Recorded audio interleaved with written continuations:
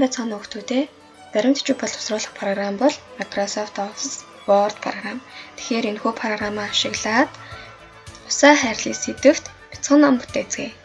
Яагаад усаа хайрлыг гэсэн сэдвийг сонгосон бэ гэхээр яаж баян болох вэ гэсэн асуултад нэгэн ухаалаг хүн ингэж хариулсан гэдэг. Орлогоороо биш хэмснээрээ баян болдог гэдгийг өдөр бүр санаж амьдарвал баян болж чадандаа хэмээн хариулжээ.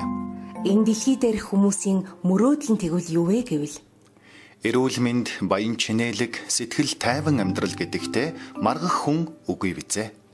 Эхний асуулт. Монголчууд бид өнөөдөр яагаад дийлэнх нь эрүүл мэндийн асуудалтай байгаа вэ? Яагаад гэвэл ус бага удаг.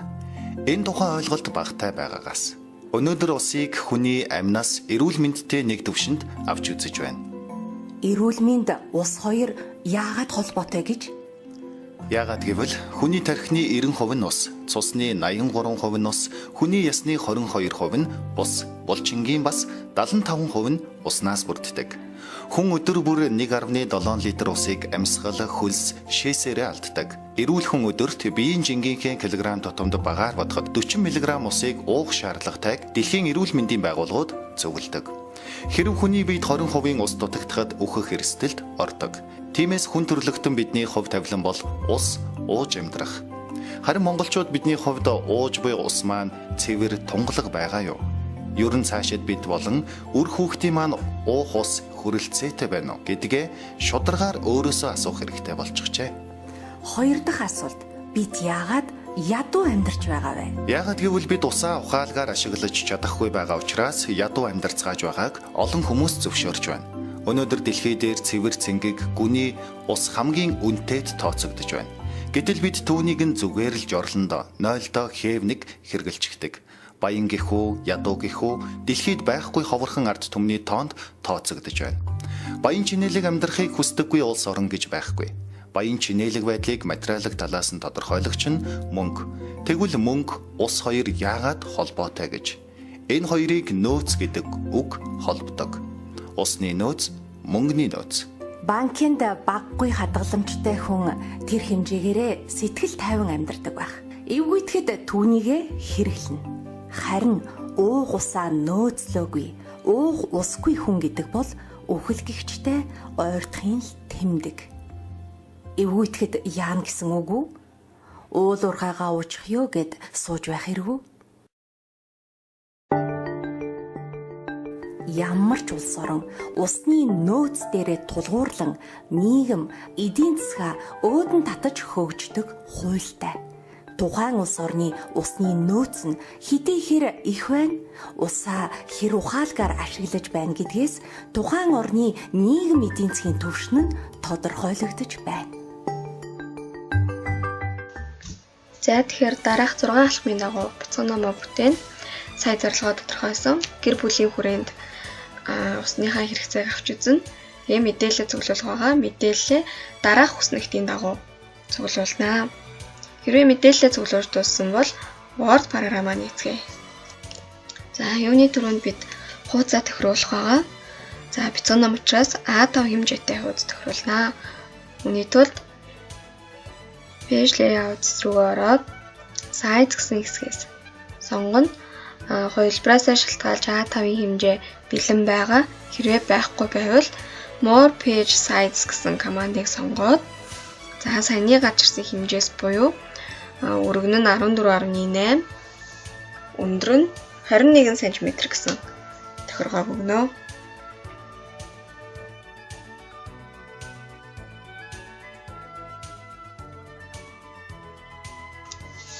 За бидний хуудас маань A5 хэмжээтэй болсон байна. За тэгэхээр текст болон зургийнхаа хэмжээг хуудсан дээрээ аль аль талаас нь 2 см-ийн зайтай байрлуулна гэж үзэх юм бол Margins гэсэн цэсний Custom Margins гэсэн хэсэгт бүх талаас 2 см-ийн зайтай мэдээлэл оруулна гэдгийг зааж өгнө.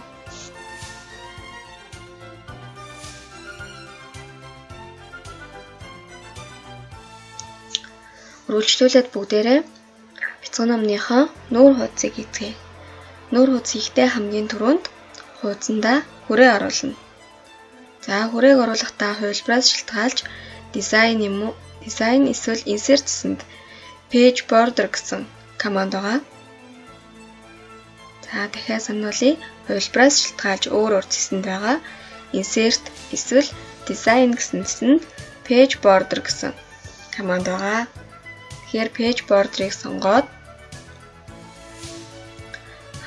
art гэсэн хэсгээс бэлэн загваруудаас сонгож болно. Өөрийн хүссэн загварыг сонгоод өнгийг өөрчилж тохируулах боломжтой байгаа.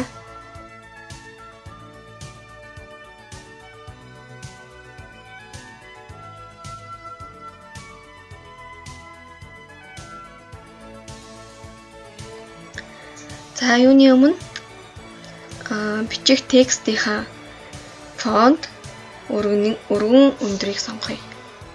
За Times New Roman гэсэн фонтоор за 12 гэсэн өндөртэйгээр голлуулж нэ. Тэгэхээр нүүр хуудсанд маань хамгийн дээдлэлт бидний хариалагдах газар буюу сургуулийн маань нэр байна. За тэгээд номны маань сэдэв. За гүйцэтгэсэн эзний нэр. Тэгээд он байрлана. За эхлээд бүх текстүүдээ бичснийхаа дараа текстээ өргөн болгохгүй, эсвэл өөр өндөртэй, эсвэл том болгохгүй ямар загвараар хийх вэ гэдгээ дараа нь тохируулж өгнө.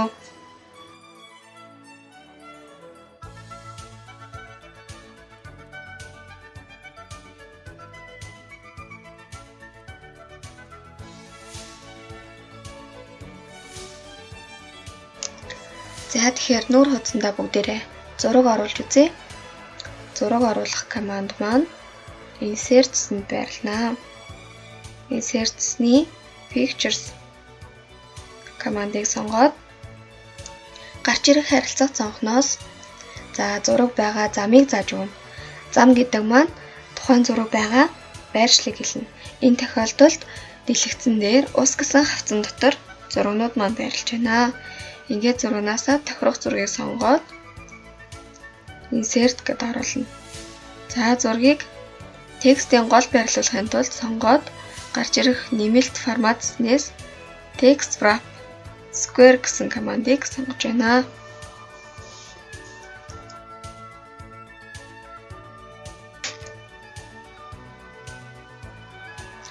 За хоёр дахь хуудаснаас эхлээд хүрээгүй болгоогоо хүрээгүй харин хөл толгой мэдээлэл оруулнаа. Тэгэхээр хоёр дахь хуудасны хүрээг арилгахын тулд page border гэснээс за only first page гэдэг командыг сонгох байгаа. Сонголтыг. За тэгэхээр хоёр дахь хуудаснаас эхлээд хөл толгой мэдээлэл харуулна. Insert-ний header. За энэ маань толгой хэсгийн текстийг оруулах байгаа. За header командаас өөрийн хүссэн загварыг сонгоно. За хүссэн загвараа сонгоод тухайн номны гарчиг байж болно, таны нэр байж болно, тийм ээ, сургамжит үг, афоризм бичих боломжтой байгаа.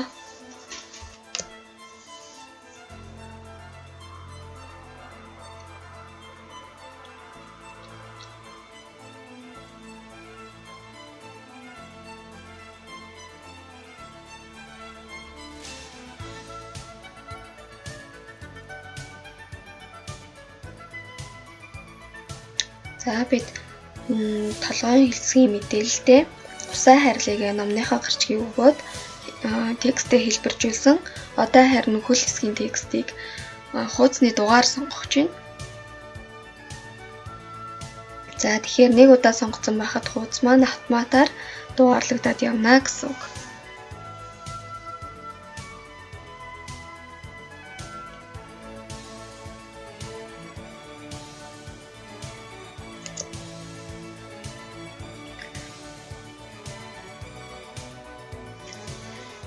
За мэдээж хэрэг хүрээ хөл толгой мэдээлэл хоёр маань нэг хуудсанд байж болохгүй. Тийм учраас хөл толгой мэдээллээ эхний хуудаснаас авахын тулд different first page гэсэн сонголтыг сонгож байна.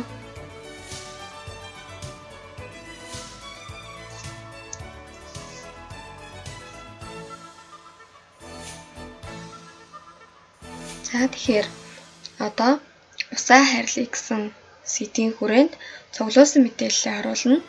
Бид нар 6 дугаар ангид текст бичвэр хэрхэн оруулахыг үзсэн байгаа.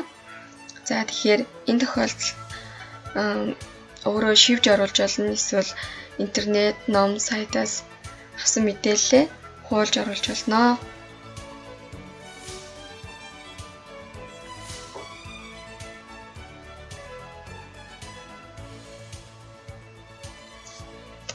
За тэгэхээр оруулсан текстээ хэлбэржүүлж байна. Хоёр талд нь зэрэгцүүлэх командыг сонгосон, доогол мөрнөөс эхлүүлсэн. За тэгээд текстийнхаа утгад тохируулсан зургийг бас дахин оруулж байна.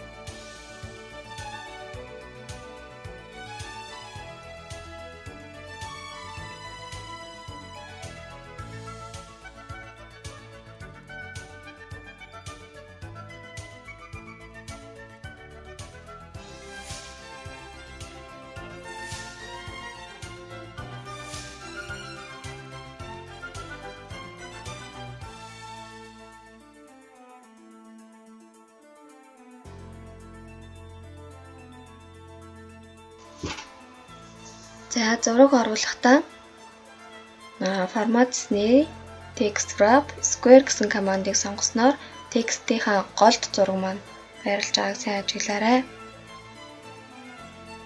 За мөн форматсны style хэсгээс зургийн маань хүрээтэй олохгүй, уусгалттай олохгүй зэрэг дизайн буюу загварыг бас нэмж сонгож болно.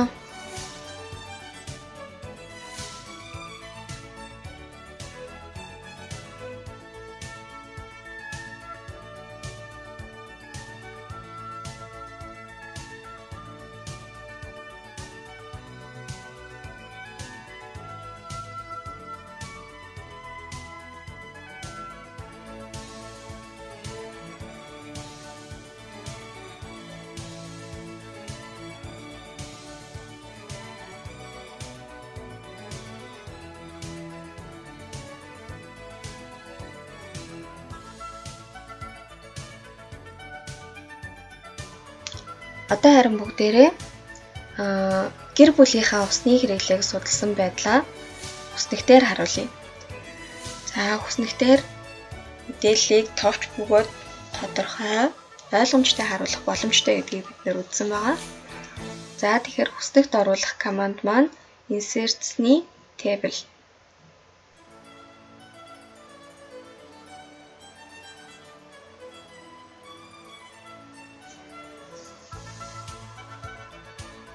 За insert-ны table командаас боломжтой цөөхөн мөр багантай шууд сонгож болно. Олон мөр багантай бол insert table командыг сонгоод table of columns гэсэн хэсэгт багны тоог өгнө. Table of rows гэсэн хэсэгт мөрийн тоог өгнө.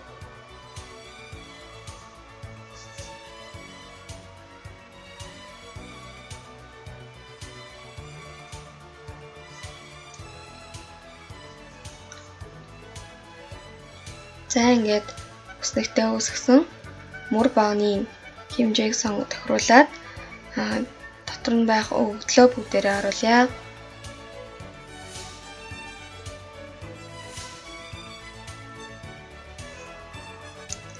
За хэрвээ хүснэгтэндээ мөр юм уу багныг дутуу оруулсан байх юм бол layout хэсгээс insert гэсэн командыг сонгож мөр багныг нэмж оруулах боломжтой байгаа.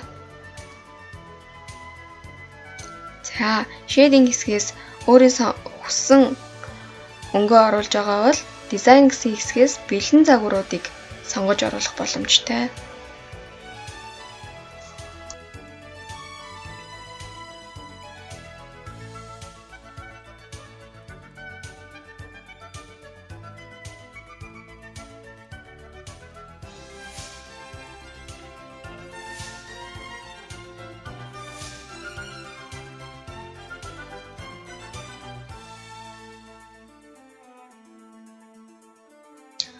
Харин одоо бүгдээрээ баримтанд диаграм оруулж үзцгээе. Диаграм маань тоо баримтыг илүү бодиттой ойлгомжтой харахад тусалдаг байгаа. За тэгэхээр insert-ний chart гэсэн команд байгаа. Insert-ний chart команд. За энэхүү хэсгээс диаграм, график, за тоо баримтыг үзүүлэх олон төрлийн загваруудыг сонгож болно. За бүгдээрээ бяцхан номдоо дугуй диаграмыг сонгож оруулъя.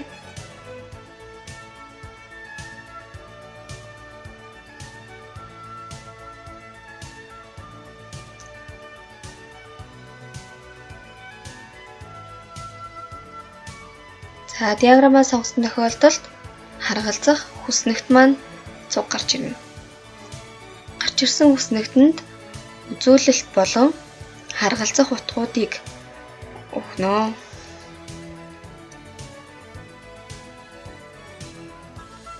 За диаграмыг сайн ажиглавал утга өөрчлөгдөхөд диаграмын бүтэц бас дагаад өөрчлөгдөж байгаа.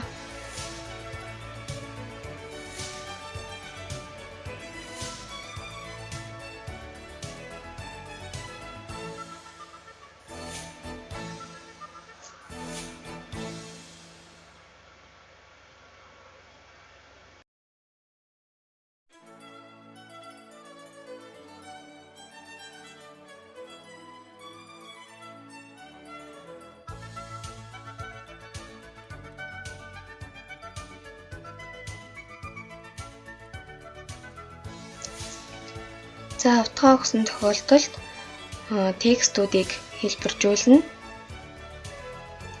За нийтлэг фонтыг сонгохгүй бол өөр компьютер дээр очиод гарахгүй байх магадaltaй байдаг. За мөн диаграм дээрээ дараад гарч ирэх дизайн хэснээс загварыг сонгох боломжтой.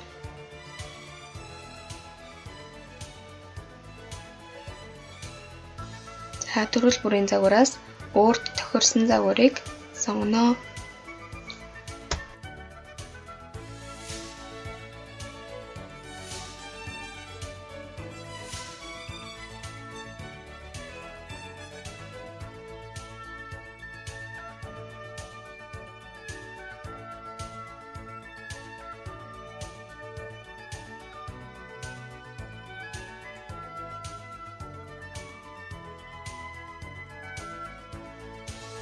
Одоо бүгдээрээ бяцхан номдоо зөвлөгөө оруулъя. За зөвлөгөө гэр бүлийнхэнтэйгээ ярилцаж гаргаж ирж болно. Эсвэл мэдээллийн их сурвалжуудаас авч болно. Өгч байгаа зөвлөгөөгөө дараалалтай харагдуулахын тулд параграф цэсний хэсгийн bullet гэсэн командыг сонгоно. За энэ маань enter дарах болгонд бидний сонгосон дүрс маань гарч ирдэг. Өөр дүрс сонгох боломжтой.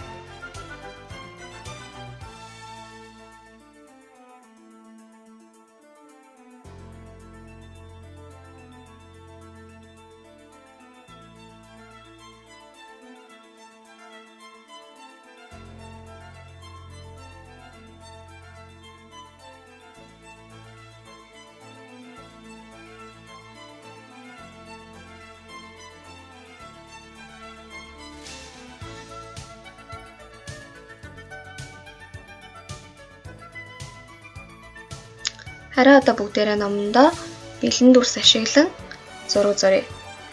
За дүрсийг insert-ний shapes гэсэн командаас сонгоно. Insert-ний shapes командаас тохирох дүрсийг сонгож зурх байгаа.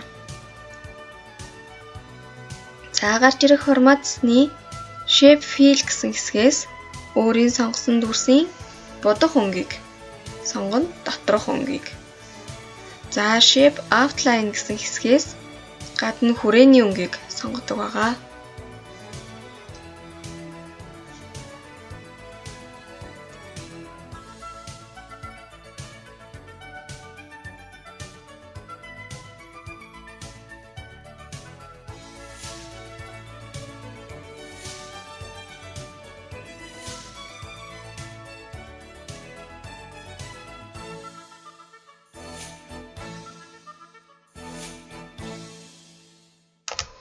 Зурсан дүрсээ эргүүлэх шаардлагатай бол дээдлд гарч ирж байгаа дугуй суман дээр дарж эргүүлнэ.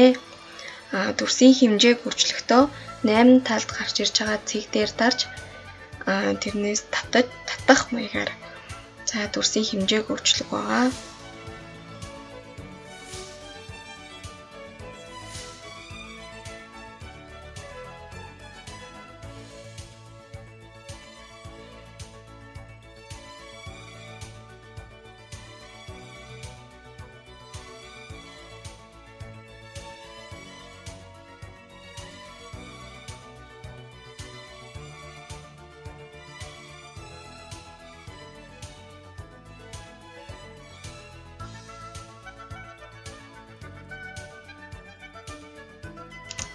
За ингээд төгсгөлд нь хүмүүсийг усаа хайрлан хамгаалаарай гэсэн уриатай үг буюу ус чанман эрдэнэ гэсэн үгийг бичээд бас тохирох зургийг оруулаад ном маань дуусч байна.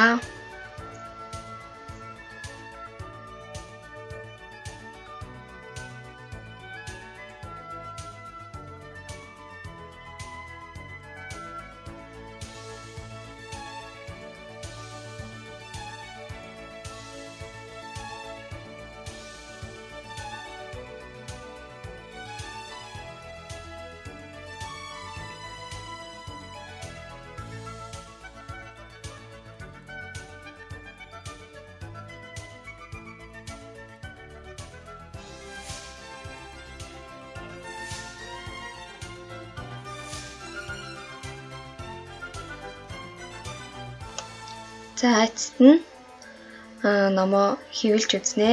Хэвлэх команд маань filesний print. За эндээс принтерийнхаа маркийг сонгоно.